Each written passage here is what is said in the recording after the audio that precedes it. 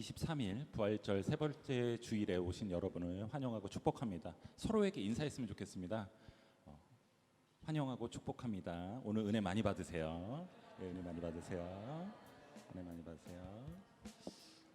네, 다 같이 일어서셔서 주님께 찬양으로 다 함께 나가겠습니다.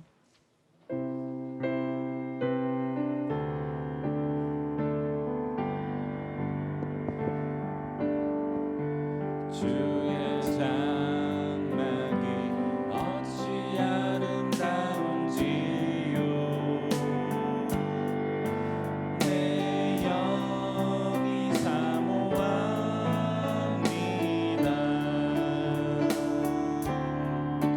내 맘 다하여 주님께 기도합니다.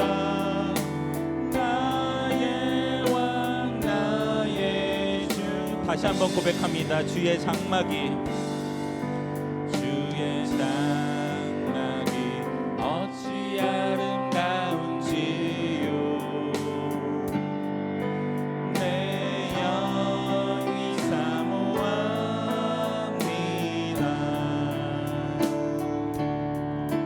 내 맘 다하여 주님께 기도합니다. 나의 왕 나의 주께. 사도신경으로 주님께 신앙 고백하시겠습니다. 나는 전능하신 아버지 하나님 천지의 창조주를 믿습니다. 나는 그의 유일하신 아들 우리 주 예수 그리스도를 믿습니다. 그는 성령으로 잉태되어 동정녀 마리아에게서 나시고 본디오 빌라도에게 고난을 받아 십자가에 못 박혀 죽으시고 장사된 지 사흘 만에 죽은 자 가운데서 다시 살아나셨으며 하늘에 오르시어 전능하신 아버지 하나님 우편에 앉아 계시다가 거기로부터 살아있는 자와 죽은 자를 심판하러 오십니다. 나는 성령을 믿으며 거룩한 공교회와 성도의 교제와 죄를 용서받는 것과 몸의 부활과 영생을 믿습니다. 아멘. 다 같이 앉으셔서 주님께 찬양으로 영광 돌리시겠습니다.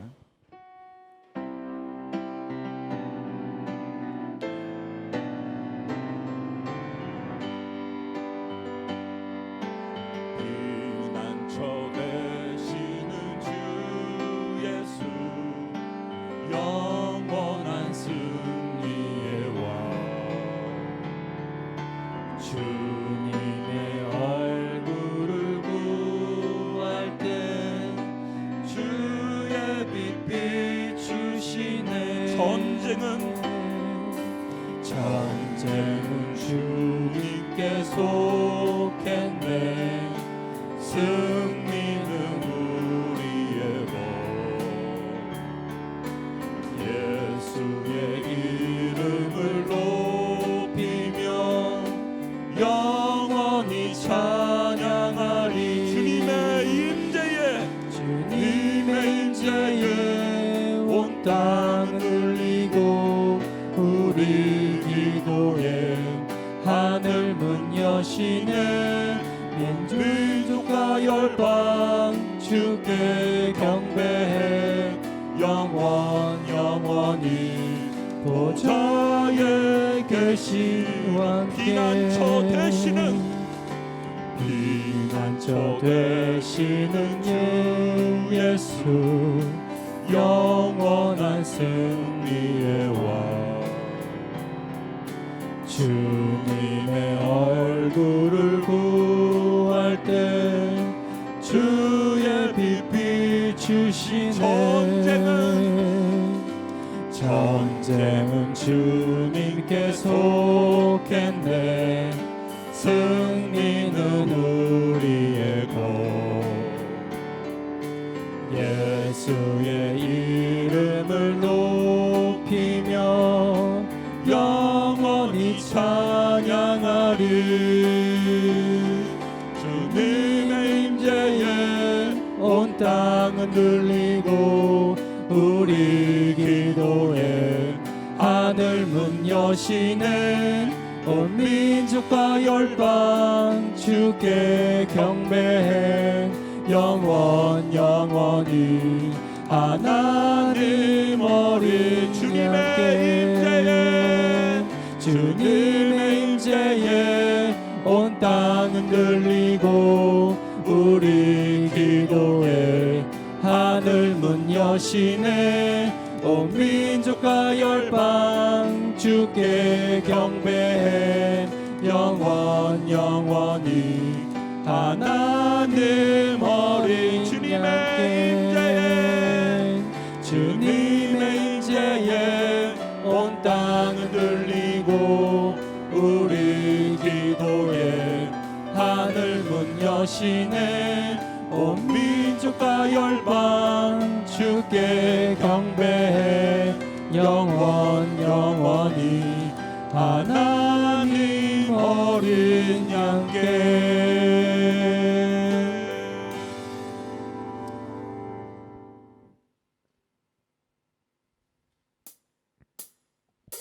마귀들과 싸울지라 죄악 벗은 형제여 담대하게 싸울지라 저기 약한 적병과 심판 날과 멸망의 날 내가 섰는 눈앞에 곧 다가오리라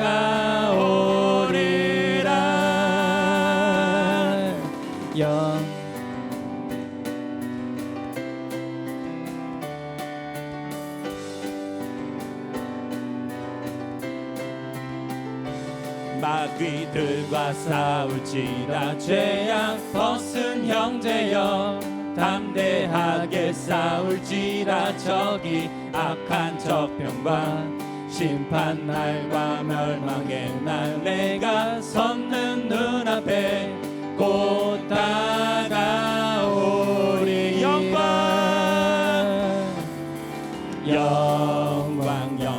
할렐루야 아멘 영광 할렐루야 아멘 영광 할렐루야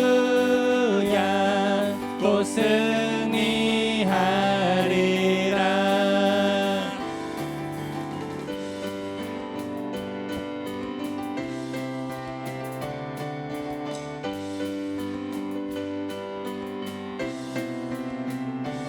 마귀들과 싸울지라 죄악 벗은 형제여 고함치는 무리들은 흉한 마귀 아닌가 무섭고도 더러운 죄 모두 떨쳐버리고 주 예수 붙들라 영광 할렐루야 아멘 영광 할렐루야 아멘 영광 할렐루야 곧 승리하리라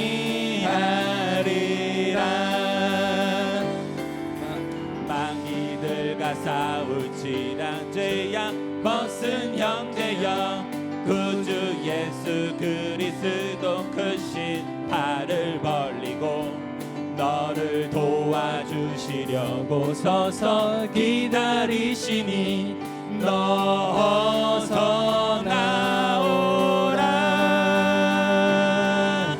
영광 할렐루야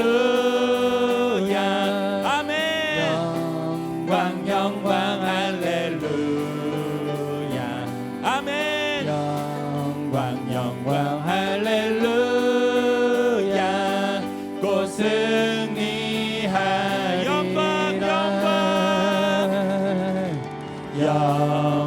영광 할렐루야 아멘 영광 할렐루야 아멘 영광 할렐루야 곧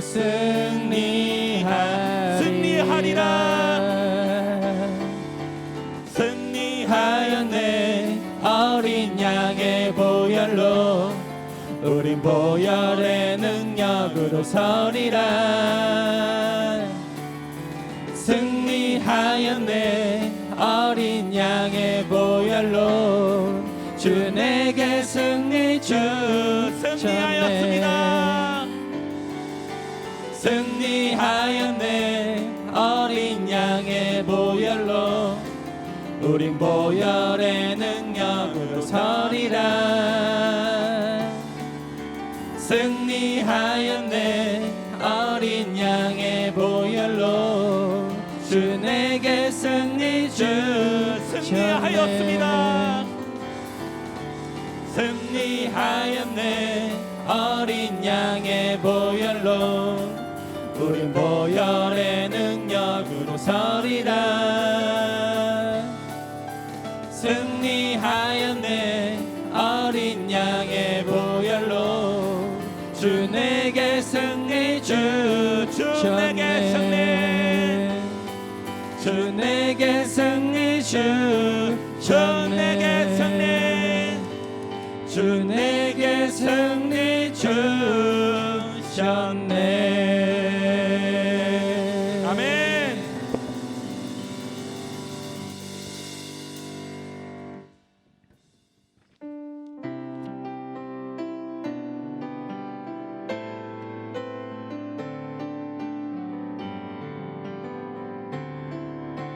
세상의 유혹 시험이 내게 몰려올 때에 나의 힘으로 그것들 모두 이길 수 없네. 거대한 폭풍 가운데 위축된 나의 영혼 어찌할 바를 몰라 헤매이고 있을 때 주를 찬양 손을 들고 찬양 전쟁은 나에게 속한 것 아니니 주를 찬양 손을 들고 찬양 전쟁은 하나님께 속한 것이니 거짓과 속임수, 거짓과 속임수로 가득한 세상에서 어디로 갈지 몰라 머뭇거리고 있네. 공중의 권세 잡은 자 지금도 우리들을 실패와 절망으로 넘어뜨리려 하네. 주를 찬양 손을 들고 찬양 전쟁은 나에게 속한 것 아니니 주를 찬양 손을 들고 찬양 전쟁은 하나님께 속한 것이니 주위를 둘러보면 아무도 없는 듯 믿음의 눈을 들면 보이는 분 계시네. 지금도 내 안에서 역사하고 계시는 사망과 어둠의 권세 물리치신 예수님 주를 찬양 손을 들고 찬양 전쟁은 나에게 속한 것 아니니 주를 찬양 손을 들고 찬양 전쟁은 하나님께 속한 것 주를 찬양, 주를 찬양 손을 들고 찬양 전쟁은 나에게 속한 것 아니니 주를 찬양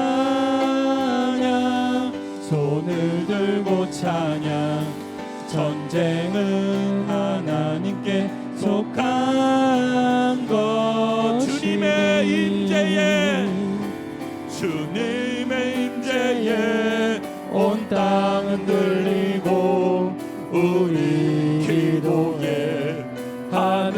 문 여시네 온 민족과 열방 주께 경배해 영원히 보좌에 계신 목소리로 말하겠습니다.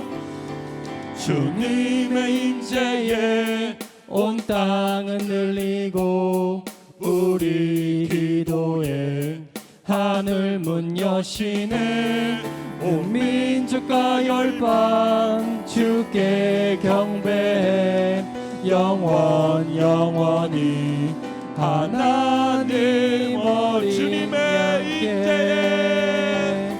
주님의 임재에 온 땅은 들리고 우리 기도에 하늘 문 여시네 온 민족과 열방 주께 경배해 영원히 하나님 어린 양께 하나님 어린 양께 하나님 어린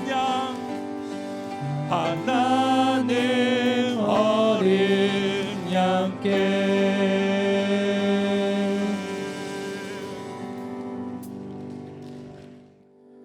다 같이 기도드리겠습니다. 지난 한 주간도 주님의 은혜 안에 살게 해주심에 감사드립니다. 하지만 주님을 온전히 의지하지 못하고 나의 능력으로 행한 일들이 많음을 회개하오니 용서하여 주시옵소서. 더욱 주님을 의지하는 시간들이 많아지게 하여 주시옵소서. 또한 오늘 이 자리에 나와 예배드림이 주님의 은혜입니다. 나의 삶이 온전히 주님께 드려짐으로 나로 인해 가정과 이웃, 직장 그리고 교회가 변화되는 은혜를 경험하게 하여 주시옵소서. 한국을 위해 기도드리길 원합니다. 나라의 지도자들을 통해 더욱 단합하고 발전하는 나라가 되게 하여 주시고 이로 인해 국민들이 이전보다 더 행복한 나라가 되게 하여 주시옵소서. 그리고 다시금 주님께 쓰임받고 기도하며 그리스도인이 넘치는 나라가 되게 하여 주시길 기도합니다. 인도네시아를 위해 기도드립니다. 이 땅을 위해 기도하는 자가 넘치게 하시고 주님께서 우리를 이 땅에 보내주셨사오니 우리가 기도하는 사람 가운데 하나로 쓰임받음으로 이 나라가 주님의 땅으로 변화되는 일에 동참하게 하여 주시옵소서. 이 시간 믿음교회를 위해 기도하오니 올해 복음으로 일어나라는 귀한 사명을 되새기며 실천하는 교회가 되길 소망합니다. 그리고 모든 성도들의 가정과 직장과 사업에 하나님께서 주시는 복이 넘치기를 기도합니다. 교회 사역자분들과 모든 일꾼들이 각자의 맡은 사명 감당하며 하나님이 허락하신 달란트를 사용하여 헌신하며 감사가 넘치게 하여 주시옵소서. 이 시간 아픈 자들 위해 기도드립니다. 몸이나 마음이 아픔이 있다면 이 시간 귀한 치료를 허락하여 주시고 아픔이나 주님을 더욱 섬길 수 있는 건강함을 허락하여 주시옵소서. 이 시간 말씀 전하시는 조광용 목사님에게 은혜와 성령 충만함을 허락하여 주시고 우리에게는 이 예배를 통해 일주일의 귀한 원동력이 되는 은혜 받게 하여 주시옵소서. 예배를 위해 준비한 손길들 기억하시어 그 마음에 감사함과 섬김이 더욱 넘치게 해주시기를 기도드리며 이 모든 말씀 예수님 이름으로 기도드립니다. 아멘.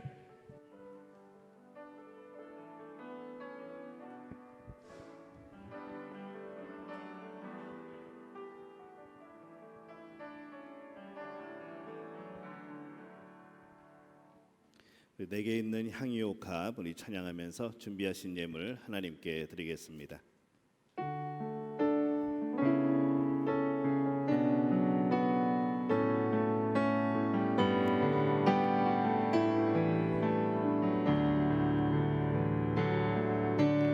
내게 있는 향유옥합 주께 가져와 그 발 위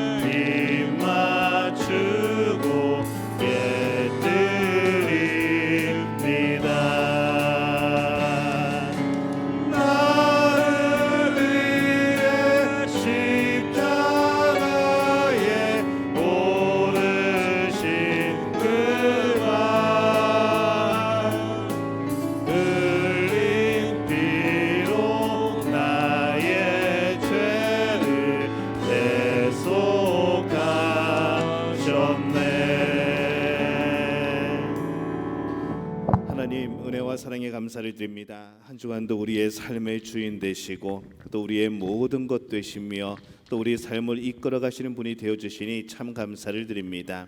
한 주간의 은혜에 감사함으로 오늘 하나님 앞에 우리의 마음을 표현하여 이 예물을 드려오니 주님 받아 주시옵소서. 11조 예물로 주 앞에 드립니다. 우리 삶의 모든 것 하나님이 주신 것을 고백하며 신앙의 고백으로 드립니다. 예물이 쓰이는 곳곳마다 주의 몸된 교회가 건강하여지게 하여 주시옵소서. 우리의 가정에 우리의 직장과 사업에 하나님이 주시는 놀라운 11조 예물이 넘쳐나는 복된 역사를 누리게 도와 주시옵소서.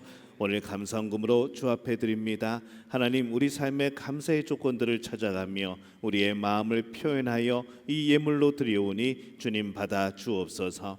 우리 믿음의 가족들의 입술 가운데 날마다 감사가 떠나지 않는 복된 역사를 이루어 주옵소서.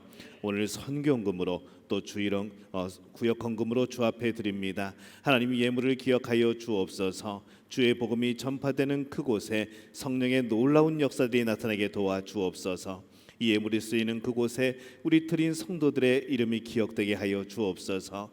저들에게 복음이 뿌려질 때에 싹이 나고 자라고 열매 맺어서 정말 많은 곳에서 신학교가 세워지며 교회들이 세워지며 주의 백성들이 넘쳐나게 되는 놀라운 역사를 이루어 주시옵소서.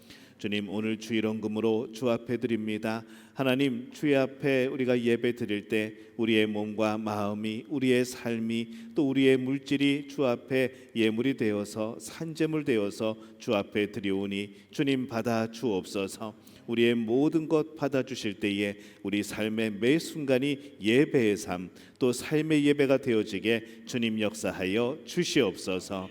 오늘 예배를 위하여 헌신하는 이들을 기억하옵소서.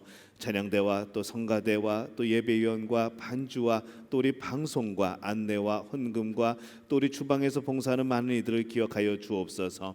언제나 주의 일에 힘쓰는 이들에게 하나님 부으시고 채우시는 놀라운 평안의 역사가 넘쳐나게 도와 주시옵소서. 주의 말씀이 선포될 때 성령께서 역사하여 주옵소서. 우리 삶에 적용되도록 주님 우리를 깨닫게 하여 주시옵소서. 날마다 말씀이 빛이 되어지고 길이 되어지고 그것이 우리의 삶의 진리가 되어져서 주의 말씀 붙들고 살아갈 때 하나님의 능력을 경험하는 우리 모든 믿음의 가족들 되어지게 역사하여 주시옵소서. 모든 것을 주님께 다 가옵고 예수님의 이름으로 간절히 축복하며 기도하옵나이다. 아멘.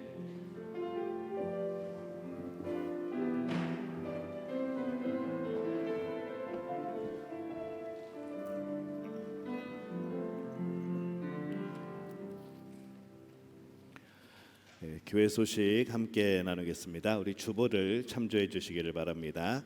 우리 4월을 부활의 능력으로 살아가는 우리 믿음의 가족들에게 날마다 평안히 함께 하시기를 축복합니다.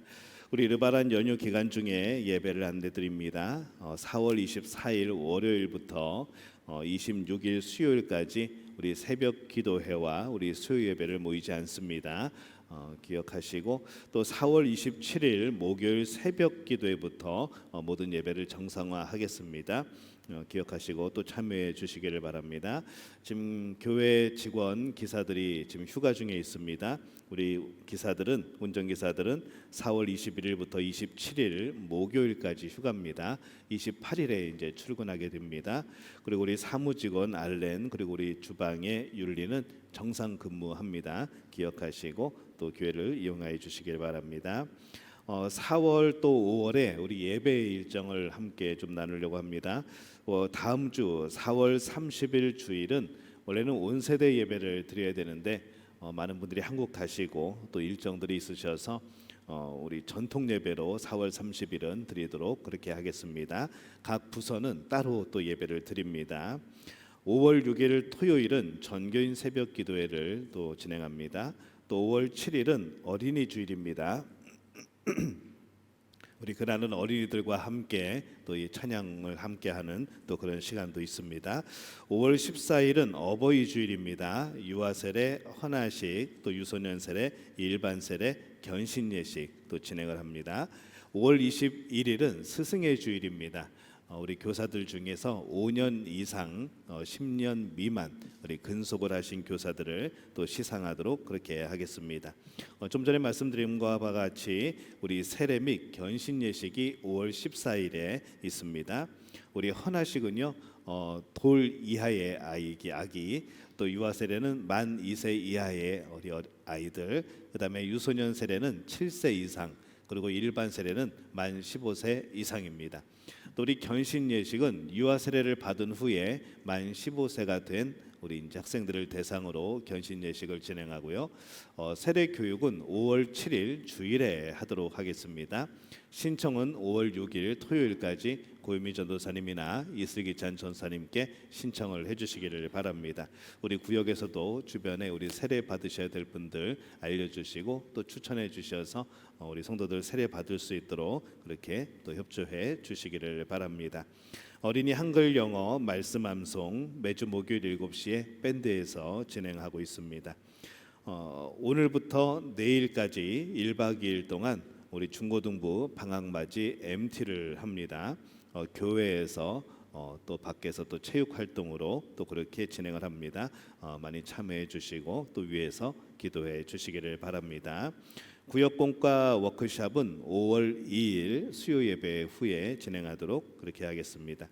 결혼 소식 있습니다. 우리 지난주에 말씀드린 것처럼 우리 이형진 군 이상주 집사님 아들 됩니다. 김영인 양과 결혼 예식을 올립니다. 4월 29일 토요일에 울산에 있는 문수 컨벤션 웨딩홀에서 예식을 올립니다. 또 결혼 소식이 있습니다. 우리 고 이재정 허승희 선교사님 딸 되시는 이은하 양 김재윤 군과 5월 6일 토요일 오전 11시에 서울에 있는 송파 레이크 호텔 10층에서 결혼 예식을 올립니다. 기억하시고 많이 축하해 주시기를 바랍니다. 우리 함께 기도해 주실 때 우리 대입 수험생들 위하여서 기도해 주시고 우리 임신하고 계신 우리 고유미 전도사님 또 김민정 집사님 위해서 계속 기도해 주시기를 바랍니다. 그리고 우리 교회 각 방 이름 짓기 공모하신 분들은 저한테 오셔서 선물을 받아가시기 바랍니다. 선물은 그랜드 럭키 마트 상품권을 준비를 했습니다. 가격은 말씀드리지 않겠습니다. 좀 적지 않나 싶긴 하지만은 그럼에도 불구하고 상품입니다. 그래서 못 받으신 분들도 많으니까 여러분 공모하신 분들은 예배 끝나고 저한테 오시면은 제가 드리도록 하겠습니다. 지금 제 주머니 안에 있습니다. 자, 우리 하나님의 말씀 함께 보겠습니다. 신약 성경 누가복음 7장 1절에서 10절까지의 말씀.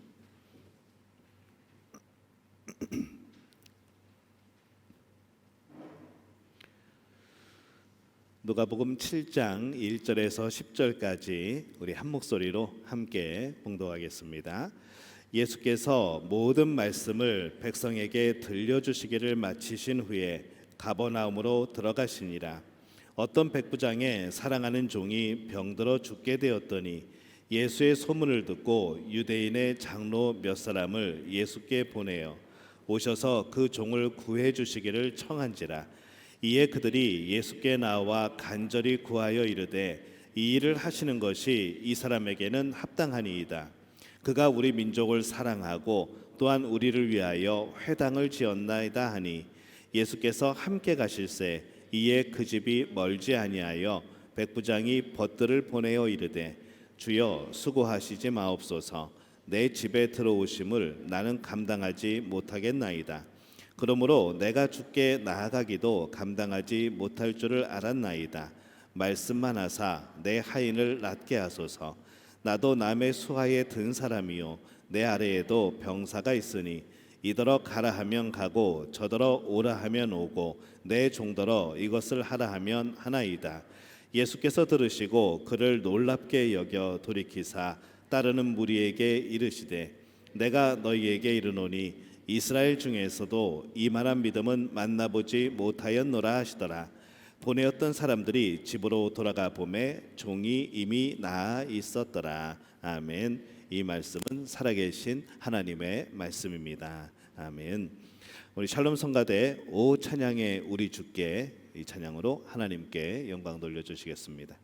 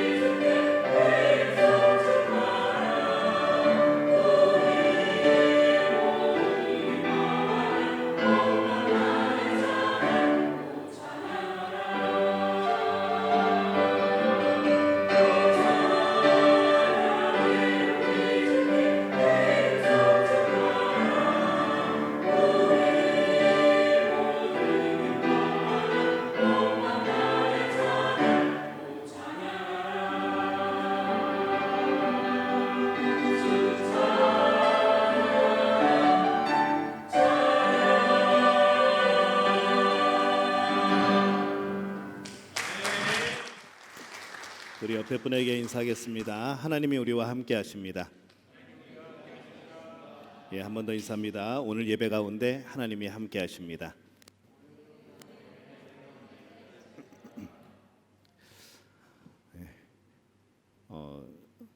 지난주에 몸이 상당히 아파서 고열에 시달리고 우리 성도님들도 또 많이 또 그런 똑같은 증세로 또 고생하신 분들도 많고 소식을 좀 들었습니다. 여러분들이 그래도 많이 챙겨주시고 또 약도 갖다 주시고 그래서 약을 먹고 이제 목소리도 돌아오고 그래도 장기침은 좀 나지만은 그래도 이제 좀 살만한 그런 상태에 있습니다. 우리 여러분 믿음의 가족들이 좀 건강했으면 좋겠습니다. 뭐 저도 마찬가지지만은 우리 모두가 좀 건강하고 뭐 건강이 사실 내 마음대로 되지는 않지만은 그래도 늘 기도하고 늘 바라고 또 그렇게 잘 우리가 챙겨서 또 주의 일에 힘쓰는 그런 우리 모든 믿음의 가족들이 되어지시기를 바랍니다. 우리가 보통 믿음의 크기라는 것을 말을 합니다. 믿음의 크기가 과연 뭘까 생각해 보는 거죠. 도대체 어떻게 재야지 이게 믿음이 크다고 평가할 수 있고 또 어떻게 재야 이 믿음이 작다라고 표현할 수 있을까라는 생각을 해보게 됩니다. 그런데 가만히 보면 또 큰 믿음을 가졌다는 사람들이 항상 보면 또 교회를 위기에 빠뜨리기도 합니다. 큰 믿음을 가졌다는 사람들이 가끔 이단에 넘어가기도 한 거죠. 참 궁금한 거죠. 분명히 큰 믿음을 가지고 있는데 누가 보더라도 정말 존경받을 만하고 저 사람 정도면은 참 예수님 잘 믿는다라고 그렇게 우리가 인정할 만한데 왜 그 사람들이 말썽을 일으키고 왜 그 사람들이 이단으로 빠지는가 이제 그런 고민을 해보게 됩니다. 그래서 오늘 그 해답을 오늘 말씀을 통해서 우리에게 주시는 이 하나님의 음성으로 오늘 듣고자 합니다. 한 로마의 백부장이 이 가버나움이라는 곳에 발령을 받습니다.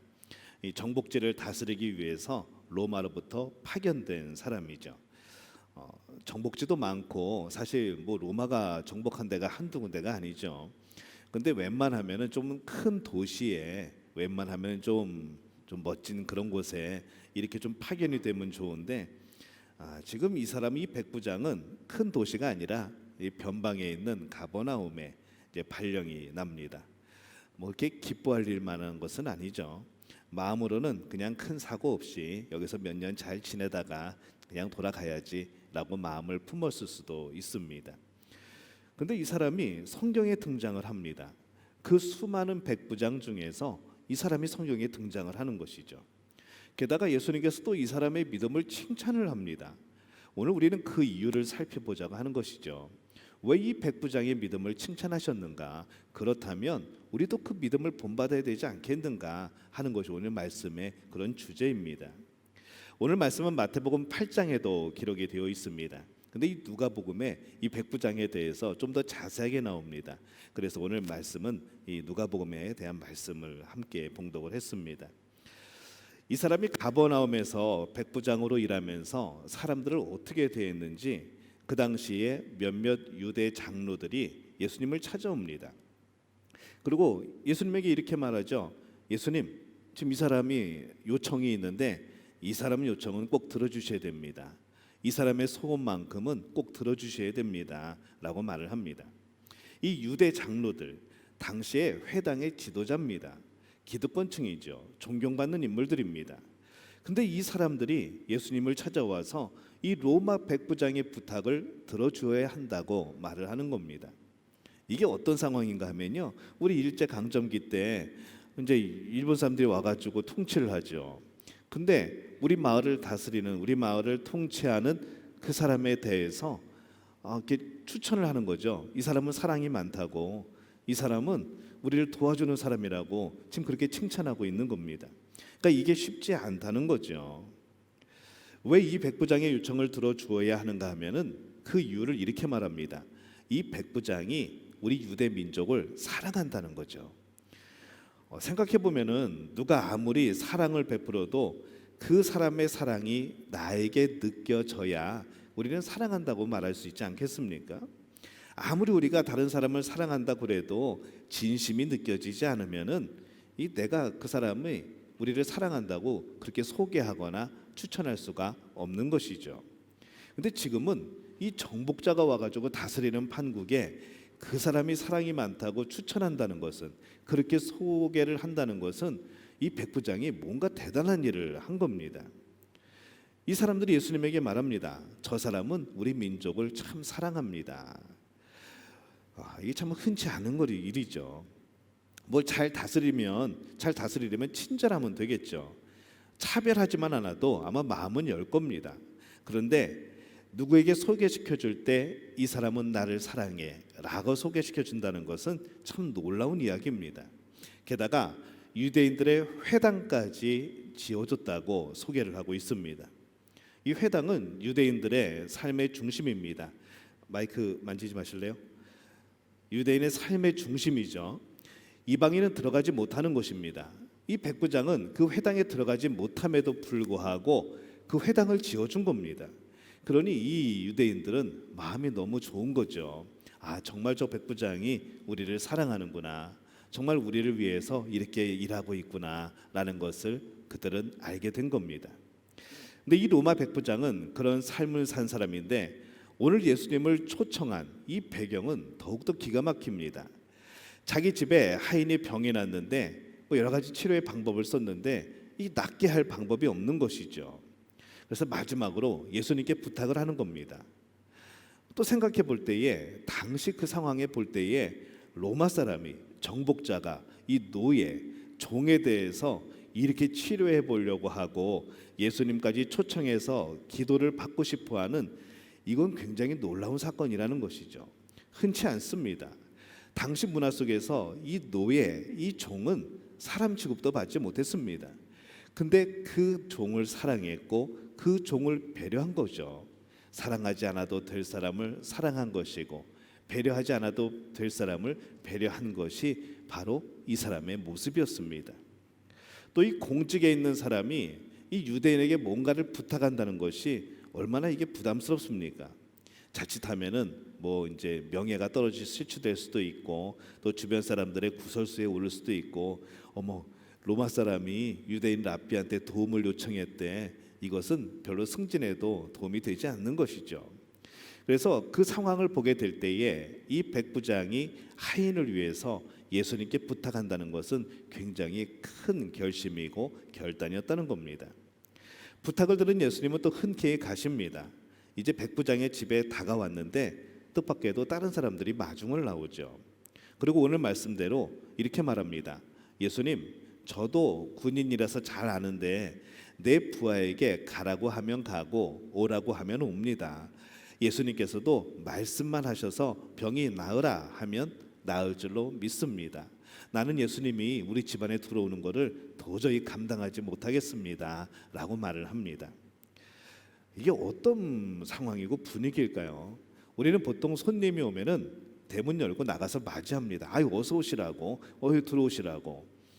근데 그렇게 영접한 것이 아니라 아니 우리 집에 오시면 안 된다고, 우리 집에 들어오시는 것을 내가 감당하지 못하겠다고 백부장이 말하는 겁니다. 본인이 나온 것도 아니고 본인의 지인들을 보내서 그렇게 말을 한 것이죠. 여러분 이게 어떤 상황 같습니까? 어떻게 보면은 상당히 예의 없는 행동 같기도 한데 이 백부장은 굉장히 지금 배려를 한 겁니다. 왜냐하면 당시에 유대 랍비가 이방인의 집에 들어가는 것이 허락되지 않았습니다. 죄인의 집에 들어가는 것이 허락되지 않은 것이죠. 그래서 예수님께서 막 세리들과 식사를 함께 할 때도 늘 주변 사람들이 계속 손가락질을 했습니다. 아유 예수님은 죄인들하고 어울리셔. 예수님은 죄인들의 집에 가서 식사하셔. 그렇게 구설수에 오르는 것이죠. 이 백부장이 이걸 아는 겁니다. 그래서 이방인의 집에 들어오는 것이 감당이 안 되는 것이죠. 그런 부탁을 한다는 것 자체가 너무 예수님께 죄송한 겁니다. 그래서 다른 사람을 통해서 말씀을 전하게 된 거죠. 예수님은 제자들과 유대 장로들과 함께 갑니다. 그리고 이 사람들을 둘러보면서 이렇게 말씀을 하시죠. 내가 아직 이스라엘 땅에서 이만한 믿음을 보지 못했다라고 말씀을 합니다. 근데 생각을 해보면요, 지금 예수님과 함께 온 제자들이 누굽니까? 지금 함께 온 유대 장로들이 누굽니까? 그물을 버려두고 아버지를 버려두고 배를 버려두고 예수님을 따른 사람들입니다. 세관에서 나를 따르라라는 그 한마디에 그 좋은 직장을 버리고 예수님을 따라온 사람들입니다. 얼마나 믿음이 좋은 회당의 지도자들이겠습니까? 근데 예수님은 그들을 둘러보면서 뭐라고 하시는가 하면은 이 백부장을 보니까 이스라엘 땅에 이만한 믿음을 가진 자를 내가 보지 못했다라고 말씀을 합니다. 너희들이 정말 큰 믿음을 향해 간다면 이 사람의 믿음을 보라는 거죠. 믿음의 본질이 무엇인지 한번 보라는 겁니다. 지금 예수님은 제자들과 회당 우리 장로들에게 그렇게 말하고 있습니다. 이 백부장의 믿음이 과연 어디에서 왔을까 생각해 보는 것이죠. 근데 가만히 생각해 보면은 방법이 없습니다. 백부장이 예수님을 따라다녔던 것도 아니고 예수님을 초대해 가지고 말씀을 나눴던 것도 아니고 그러면 어떻게 알았을까? 굉장히 단순합니다. 들어서 아는 것이죠. 예수님이 말씀하시면 기적이 일어나더라. 누군가에게 들은 겁니다. 그러면서 예수님은 말씀으로 사람을 고칠 수 있는 분이다. 예수님이 말씀하시면 그 말씀은 곧 어떤 큰 사건이 되어진다. 이것을 백부장은 믿은 것이죠. 들은 것을 믿은 겁니다. 그러면서 이 믿음의 원리가 권위 있는 자가 명령하면 일이 이루어진다는 것을 본인이 삶으로 아는 것이죠. 왜냐하면 본인은 군인이거든요. 내가 명령하면은 그 명령이 이루어지는 겁니다. 그래서 이 백부장은 그 말의 능력을 알고 있는 것이죠. 그러면서 예수님을 바라보는 겁니다. 예수님이 권위 있으신 분이다. 예수님 정말 저분은 하나님의 아들일지 모른다. 그렇지 않냐면 저분의 말씀이 어떻게 사건이 되어지고 어떻게 기적이 되어지고 어떻게 권위가 되어지고 어떻게 능력이 되어지는가, 그의 안에 예수님을 믿는 믿음이 있었다는 것이죠. 우리는 스스로 내 말에 능력이 없다는 것을 너무나도 잘 압니다. 왜냐하면 우리는 진실되지 않거든요. 거짓말을 하는 이유가 뭘까요? 말의 능력을 스스로 신뢰하지 않는 겁니다. 내가 나를 믿지 않는 겁니다. 그래서 내 말에 대해서 가치를 두지 않기 때문에, 내가 내 자신의 말을 신뢰하지 않기 때문에 뭔가를 계속 보태면서 거짓말을 하게 되어지는 것이죠. 내 말의 가치도 안 믿는데 남의 말은 가치 있게 듣겠습니까? 안 그렇죠. 스스로의 말도, 다른 사람의 말도 가볍게 여기는데 하나님의 말씀은 가치 있게 여기겠습니까? 안 그렇다는 것이죠. 이 하나님 말씀에 권위를 두지 않기 때문에, 하나님 말씀에 가치를 두지 않고 하나님의 말씀을 신뢰하지 않기 때문에 우리는 살아계신 하나님의 말씀이라고 말하고 늘 선포하고 그 말씀을 읽고 그 말씀대로 산다고 하지만은 우리 삶에는 변화가 나타나지가 않는 겁니다. 오늘 백부장은 그 말씀을 믿었다는 것이죠. 온 몸으로, 내 삶으로 믿었다는 겁니다. 근데 우리가 이 말씀을 듣고서도 변화가 없다는 것, 우리가 이 말씀을 통해서도 내 삶에 변화가 일어나지 않는다는 것은 우리는 이 말씀을 신뢰하지 않는다는 그런 증거가 되어집니다. 이 백부장은 예수님을 만나기 전부터 바른 믿음 위에 서 있었습니다. 예수님을 만나기 전부터 그는 예수님이 누군 줄 알았던 거죠. 저분은 말씀이시다. 저분이 말씀하시면 이루어진다. 그게 우리 믿음의 전부 아닙니까? 우리 믿음은 이겁니다. 예수님이 말씀하시면 된다. 예수님이 말씀하시면 이루어진다. 말씀이 육신이 되어 이 땅에 오신 분이 예수님 아닙니까? 그럼 그 말씀은 이루어진 것이고 이루어지는 겁니다. 오늘 이 백부장의 믿음, 또 귀신 들린 딸을 낫게 하기 위해서 예수님을 찾아왔던 수르보니게 여인, 이 두 사람에 대해서만 예수님은 성경에서 와, 이스라엘 백성 중에서도 이만한 믿음이 없었어 라고 이 두 사람에 대해서만 칭찬을 합니다. 그럼 반대로 생각해 보죠. 예수님이 책망하신 사람들은 어떤 경우들입니까? 마태복음 6장에 보면요, 오늘 있다가 내일 아궁이에 던져지는 들풀도 하나님이 이렇게 입히시거든 하물며 너희일까 보냐 믿음이 작은 자들아, 이렇게 말씀을 합니다. 천지를 지으신, 인간을 지으신 하나님이 책임지신다는데 왜 근심하느냐, 그런 책망의 말씀인 거죠. 마태복음 8장에 보면은 풍랑이 일어납니다. 예수님이 제자들은 죽게 되었다고 막 두려워하고 떨고 있는데 예수님이 이렇게 말씀을 하죠. 어찌하여 무서워하느냐, 믿음이 작은 자들아. 예수님은 분명히 지금 이 두려움은 믿음의 문제라라고 말씀하고 계신 겁니다. 마태복음 14장에 보면은 베드로가 무리를 걸어가죠. 예수님이 오라 하시니까 무리를 걸어갑니다. 근데 이 베드로가 풍랑을 바라보는 순간에 그 믿음은 온데간데 없이 사라지고 물에 빠져버립니다.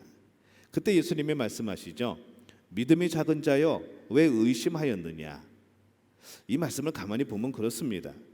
의심은 믿음이 없어서 생기는 것이 아닙니다. 작은 믿음 때문에 생기는 것이라는 거죠. 온전한 믿음이 아니기 때문에 의심이 생긴다는 겁니다.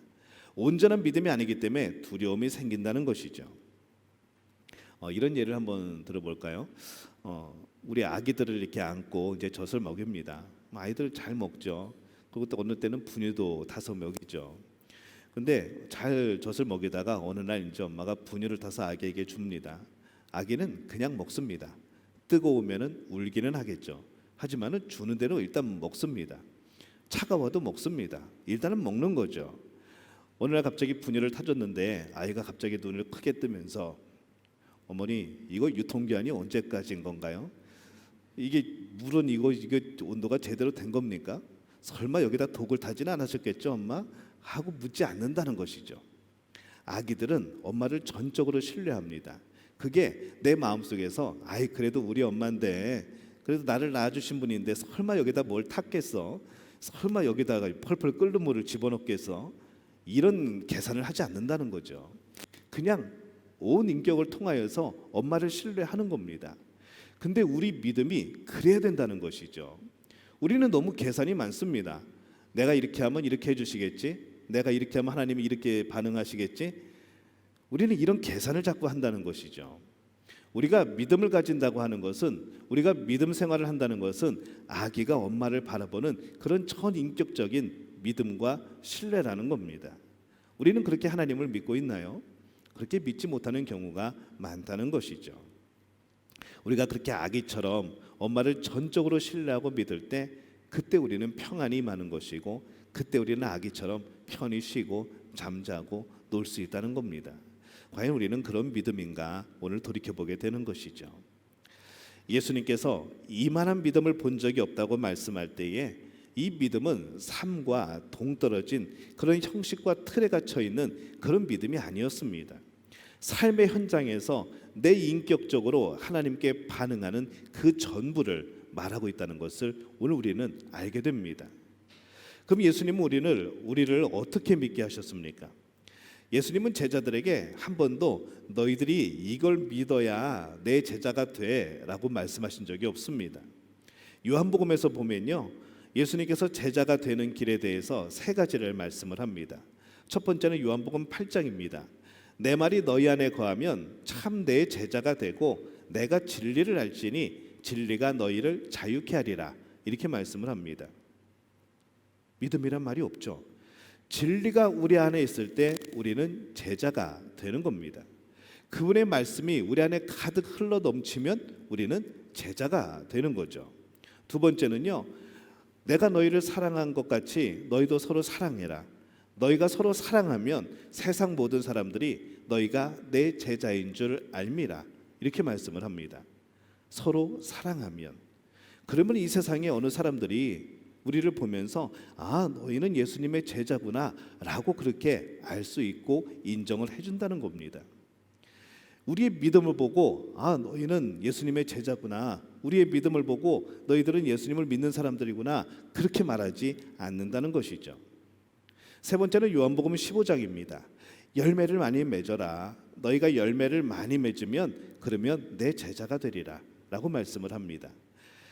우리의 열매는 뭘까요? 성령의 열매죠. 우리가 이 성령의 열매가 맺혀지게 될 때에, 우리 삶의 그 열매가 맺혀지게 될 때에 우리는 아, 그리스도의 제자구나, 그렇게 사람들이 알게 된다는 겁니다. 우리는 믿음 그러면 어떤 생각을 합니까? 베드로와 같은 생각을 합니다. 예수님을 배신하지 않겠습니다. 예수님을 위해서라면 내 목숨까지 버리겠습니다. 우리는 이것을 큰 믿음이라고 생각을 하죠. 근데 예수님이 그 이야기를 듣고 뭐라고 말씀을 합니까? 아이, 그 믿음은 금방 깨어질 믿음이야. 너는 다 굴기 전에 나를 3번 부인할 거야 라고 말씀을 합니다. 정말 베드로가 예수님을 3번이나 부인을 하죠. 정말 큰 믿음이라고 생각을 했는데 아니었던 겁니다. 부활하신 후에 예수님이 갈릴리 호숫가에서 베드로를 또 만나십니다. 예수님이 베드로에게 할 말이 많으시겠죠. 야, 너는 왜 믿음이 그 모양이야? 왜 믿음이 이렇게 작어? 왜 나를 부인했어? 왜 도망갔어? 너 날 위해서 목숨 버린다며? 이렇게 꾸짖지 않으시는 거죠. 그 대신에 뭐라고 물어보십니까? 네가 나를 사랑하느냐? 라고 물어보십니다. 믿음에 대해서 물어보시는 게 아니라 네가 나를 사랑하느냐라고 물어보십니다. 베드로는 잔뜩 긴장을 했겠죠. 예수님이 그때 일을 기억하실 텐데 아마 기억하시면서 아마 뭐라고 하실 거야. 마음이 조마조마한데 전혀 예수님은 다른 이야기를 하십니다. 네가 나를 사랑하느냐. 한번 따라해 볼까요? 믿음과 사랑은 하나다. 믿음과 사랑은 하나입니다. 세상에 믿음 없이 사는 사람은 한 명도 없습니다. 전부 다 믿음을 가지고 있죠. 어떤 사람은 그럽니다. 아니, 나는 아무것도 안 믿어. 아무것도 안 믿는 게 아니고 아무것도 안 믿는 그 자신을 믿는 겁니다. 믿음이 없는 사람은 하나도 없습니다. 근데 이 사랑이 없는 믿음은 뭐가 되는 줄 아십니까? 신념이 되어집니다. 이데올로기를 향한 믿음이 되어지는 것이죠. 물질을 향한 믿음이 되어지는 겁니다. 내 자신을 향한 믿음이 되어질 수도 있습니다. 게다가 이 강한 믿음, 이 강한 신념은 힘이 있습니다. 근데 그 힘이 어떠한 방향으로 가는가 하면은 전쟁으로 벌어집니다. 학살로 벌어지는 것이죠. 굉장히 신념이 강했던 여러 가지 역사 속의 인물들, 얼마나 큰 일들을 저질렀습니까? 그들의 신념이었다는 거죠. 그들의 믿음이었다는 거죠. 그들이 죽기 전까지 그들은 그 믿음이 변치 않았다는 겁니다. 믿음이 다 좋은 걸까요? 우리의 모든 믿음이 다 좋은 믿음이라고 우리가 착각해서는 안 된다는 것이죠. 우리가 또 무엇을 보면 합니까? 이단들을 보면 알죠. 우리보다 큰 믿음을 가지고 있습니다. 그 사람들 예배 절대 빠지지 않습니다. 예배 빠지면 큰일 나는 줄 압니다. 일주일에 5일 동안 있는 성경 공부 빠지면 큰일 나는 줄 압니다. 한 번도 안 빠집니다. 하루에 열 몇 시간씩 전도하러 다닙니다. 자기의 비용 다 투자해서 아르바이트 해가지고 전도 비용으로 씁니다. 이런 믿음이 어디 있습니까? 근데 그 믿음이 제대로 된 믿음입니까? 아니라는 것이죠. 큰 믿음이라고 해서 모든 것이 옳은 믿음은 된 겁니다. 자, 그러면 믿음의 이 실제 근본이 무엇인가? 오늘 우리는 고린도전서 13장 말씀을 기억을 해야 됩니다. 믿음, 소망, 사랑 이 세 가지는 항상 있을 것인데 그 중에 제일은 사랑이라. 우리의 믿음이 어디에 기초를 해야 되는가? 저와 여러분들이 이 믿음이 정말 사랑에 기초하고 있다는 것을 이것을 놓쳐서는 안 된다는 것이죠. 주님께서 오셔서 우리를 먼저 사랑하셨습니다. 우리가 구하지 않았습니다. 예수님 제발 좀 와주세요. 우리가 도저히 죄의 문제 해결 안 됩니다. 예수님 좀 오셔가지고 좀 돌아가셔 주시면은 우리가 좀 죄도 용서를 받고 영생도 얻고 좀 그럴 텐데 좀 부탁드려요. 이러지 않았다는 것이죠.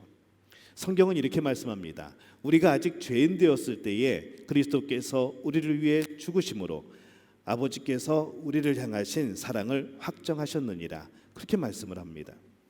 그리고 나서 우리는 그 다음에 예수님을 향한 믿음, 인격적인 믿음을 그 다음에 갖기 시작했다는 것이죠.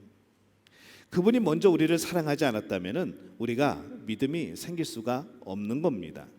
그분이 먼저 우리를 사랑하지 않았다면 우리에게 굳이 성령을 보내실 필요가 없다는 것이죠. 성령이 임하면 어떤 일이 벌어집니까? 우리 죄에 대해서, 우리의 심판에 대해서 깨닫게 되어집니다. 무엇보다도 근데 더 놀라운 역사는 뭔 줄 아십니까? 예수님의 사랑을 깨닫게 된다는 것이죠. 성령을 받으면 예수님이 나를 얼마나 사랑하셨는가 느껴지게 되는 겁니다. 성령을 받으면 내가 예수님을 얼마나 사랑하는가를 고백하게 되어진다는 것이죠. 여러분, 신앙의 길이, 신앙의 삶이 우리 믿음이 대단해서 가는 게 아닙니다. 오늘 여러분들 믿음이 좋아서 이 자리에 나온 그런 내 믿음 때문에 이 자리에 나와서 예배드리는 게 아니라는 것이죠. 예수님의 사랑에 감격해서 나오는 겁니다. 그렇게 나와야 됩니다. 믿음은 나로부터 시작되는 것이 아니고 내 안에서 솟아나는 게 믿음이 아니고 믿음의 대상으로부터 비롯되어지는 것이죠. 믿음의 대상이 나에게 믿음을 주시는 겁니다. 믿음은 내 안에서 나오는 게 아니라 하나님이 주시는 겁니다. 그 믿음의 대상이 누굽니까? 하나님이고 예수님이라는 것이죠. 여러분, 하나님이 우리의 기도를 들으십니다. 왜 들으시는 줄 아십니까? 사랑하니까 들으십니다. 우리를 너무 사랑하니까. 우리 그런 경험도 이제 하시는 분들이 생겨날 겁니다. 손주 손녀가 하루 종일 말도 안 되는 얘기합니다. 도대체 앞뒤도 안 맞고 문장도 논리적으로 말도 안 되고 도대체 이게 무슨 소리인지 그 아이만 알고 있는 그런 손주 손녀만 알고 있는 말들을 하루 종일 해댑니다. 근데 할아버지 할머니는요 하루 종일 웃으면서 그 이야기를 들어줍니다. 뭔지 모르겠지만 말대꾸 해줍니다. 왜 그럴까요? 사랑하니까. 도저히 말이 안 돼도 도대체 뭔 소리인지 몰라도 사랑하니까 들어주는 겁니다. 그럴 때 관계가 회복이 되는 것이죠. 하나님이 그러신다는 거죠. 때론 우리가 기도하는 거 하나님이 도대체 얘가 뭔 소리를 하는 건지 얘가 이걸 왜 구하고 있는 건지 하나님도 답답하실 때가 한두 번이 아니지 않겠습니까? 근데 하나님은 끝까지 들어주신다는 거죠. 말도 안 되는 우리의 기도를 들으신다는 거죠. 말도 안 되는 내 삶의 푸념을 들어주신다는 겁니다. 왜 그럴까요? 우리를 사랑하시니까. 한번 따라해 볼까요? 나를 사랑하시니까. 그래서 하나님은 우리 기도를 들으시는 겁니다. 그런 가운데 우리가 하나님과의 관계가 회복이 되어지는 것이죠. 오늘 우리는 이 백부장처럼 주님께 칭찬받는 믿음이 뭘까 할 때에 그것은 사랑할 줄 아는 그런 믿음입니다. 요즘에 참 마음이 아픈 것은 뭔가 하면요, 이 시대가 이 세상이 교회를 뭐라고 하는가 하면은 우리를 뭐라고 하는가 하면요 이기적이다라고 말을 합니다. 그리스도인들을 향하여서 참 이기적인 그리스도인들, 참 이기적인 기독교, 이기적인 교회 그렇게 말을 합니다. 우리가 얼마나 빗나간 믿음을 보였으면 우리가 얼마나 잘못된 믿음을 보였으면, 얼마나 개인적이고 얼마나 이기적인 그런 믿음의 모습을 보였으면 이기적인 그리스도인이란 말을 우리가 듣게 되었을까요? 얼마나 우리가 예수님을 오해하고 믿고 있길래 그분을 따른다고 하는 우리들이 이기적이란 말을 들어야 되냐 이겁니다. 이방인이었던 로마 백부장조차도 예수님은 칭찬하십니다. 근데 우리는 오늘 예배를 드리기 위해서 이것저것 다 버리고 나오지 않았습니까? 많은 것들을 포기하고 나오지 않았습니까? 예수님을 따르기 위해서 수많은 손해들도 감수하지 않으셨습니까? 근데 오히려 우리가 칭찬받는 것이 아니라 오히려 우리는 세상에서 손가락질 받고 있고, 오히려 우리가 예수님의 근심이 되어지는 모습을 보면서 다시 한번 우리 믿음의 기초를 오늘 우리는 깨달아야 된다는 것이죠. 믿음은 주님을 온 마음을 다하여 바라보는 겁니다. 한번 따라해 볼까요? 믿음은 주님을 온 마음을 다하여 바라보는 겁니다. 주님을 바라볼 때 내가 의지할 것이 없을수록 우리는 좀 더 주님을 의지하게 됩니다. 광야에 뭐가 있었겠습니까? 아무것도 없죠. 하나님만 바라볼 수밖에 없습니다. 아무것도 없기 때문에 더 하나님을 바라보는 것이죠. 그래서 우리도 아무것도 잡을 상황이 없는 것으로 내몰리게 될 때, 여러분 그것이 가장 큰 복의 길, 가장 큰 축복의 길이라는 것을 여러분 기억하시기를 바랍니다. 믿음의 사람은 광야에서 만들어지는 겁니다. 믿음의 사람은 애굽에서 만들어지는 게 아닙니다. 믿음의 사람은 가나안 땅에서 만들어진 게 아니라는 것이죠. 광야에서 만들어졌습니다. 오늘 백부장이 보여준 믿음, 예수님이 칭찬한 믿음이 과연 뭡니까? 주님께서 말씀하시면 나을 줄로 믿습니다. 그때 주님께서 내 믿음대로 될지어다 가보니까 그 종이 나았더라. 오늘 이것이 전부입니다.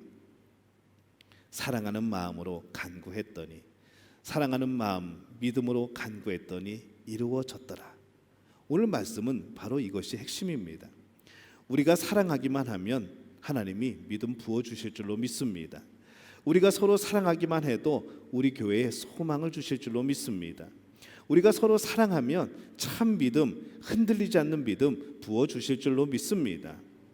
오늘 그 믿음을 위해서 살아가 보지 않겠습니까?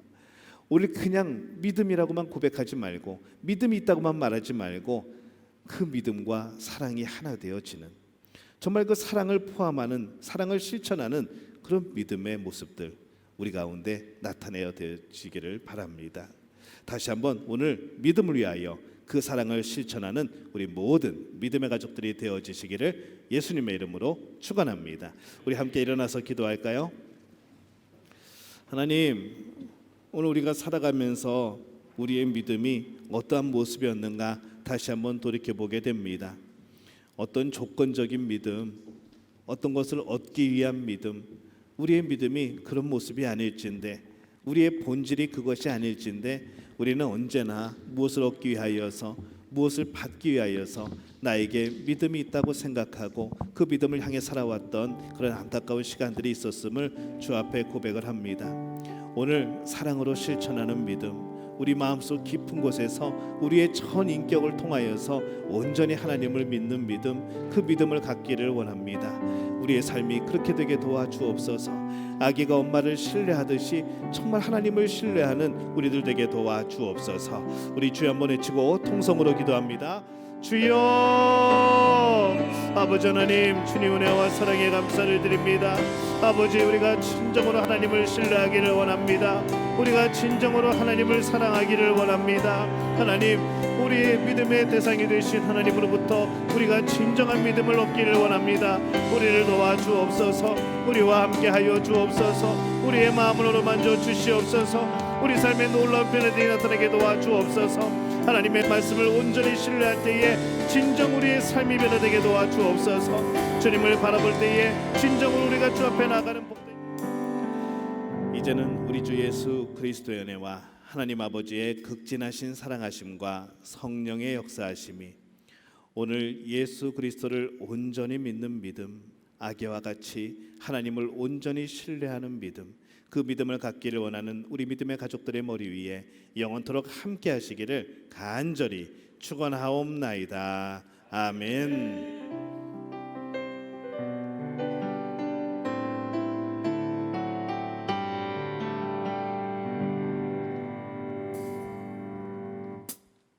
나주의 믿음 갖고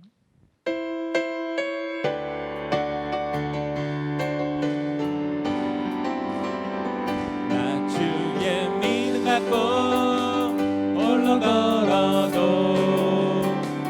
나주의 믿음 갖고 노래 부르네 높은 구름 몰아치고 하늘 덮어도 나주의 믿음 갖고 실망치 않네 주는 내 친구 진실한 친구 세상 끝까지 주를 믿으리 높은 구름 몰아치고 하늘 덮어도 나 주의 믿음 갖고 실망치 않네. 모든 영광 주님께 영광의 박수 올리시겠습니다. 아멘.